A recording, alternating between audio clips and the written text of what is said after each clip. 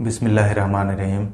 अक्सर औक़ात जब डॉक्टर मरीज़ के लिए कोई दवाई तजवीज़ करते हैं, ख़ास तौर पर जब बच्चों के लिए कोई सिरप तजवीज़ की जाती है, तो चूँकि डॉक्टर के ऑफ़िस में कोई मेडिसिन मौजूद नहीं होती, तो डॉक्टर्स के लिए ये मुमकिन नहीं होता कि वो मरीज़ को ये बता सके कि इसको कैसे तैयार करना है। और समटाइम्स ऐसा भी होता है कि फ़ार्मेसी में मौजूद अफराद जल्दी की वजह से या बाज़ औक़ात रश की वजह से मरीज़ को ये नहीं बता पाते कि इसको कैसे तैयार करना है।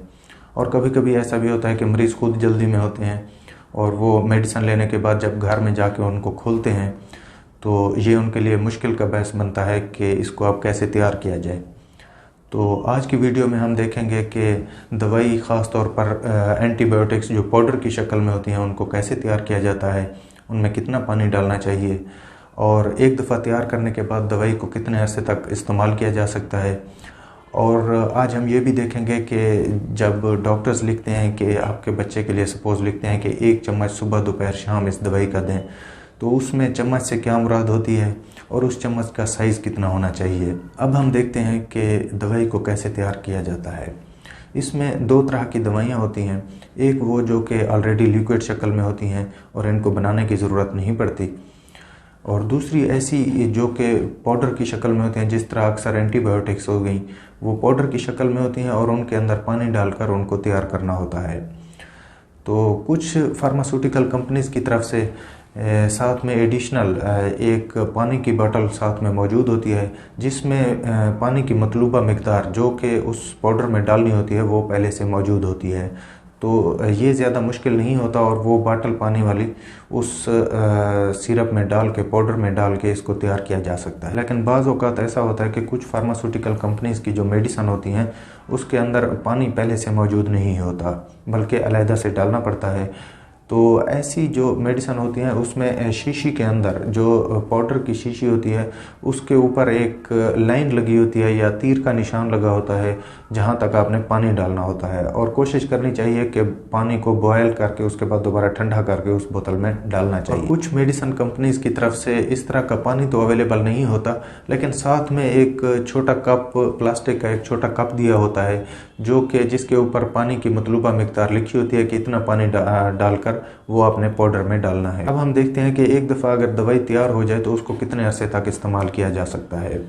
इसमें भी जैसा मैंने आपको बताया 2 तरह की दवाइयाँ होती हैं। जो लिक्विड फॉर्म में मेडिसिन होती है उस बाद एक दफ़ा जब आप खोल लें तो उसके 1 महीने तक आप इस्तेमाल कर सकते हैं।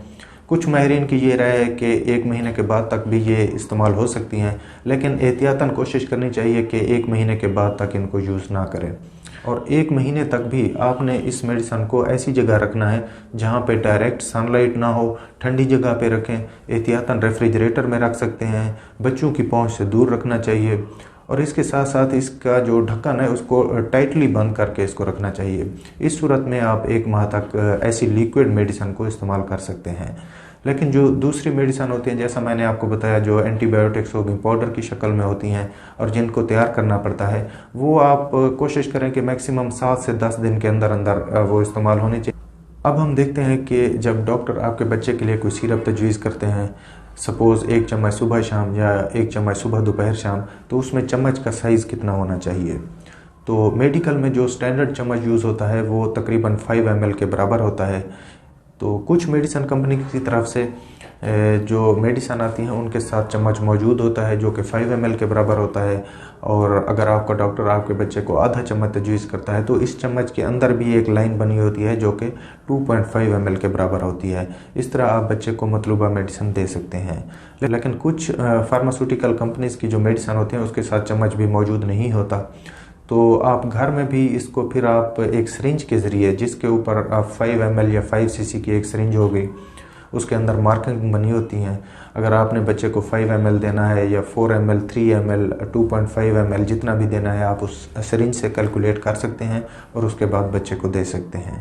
मुझे उम्मीद है कि हमारी आज की वीडियो आपके लिए हेल्पफुल साबित होगी। नेक्स्ट टाइम इंशाल्लाह किसी और टॉपिक, नई वीडियो के साथ दोबारा हाज़िर होंगे। टिल देन, अल्लाह हाफिज़।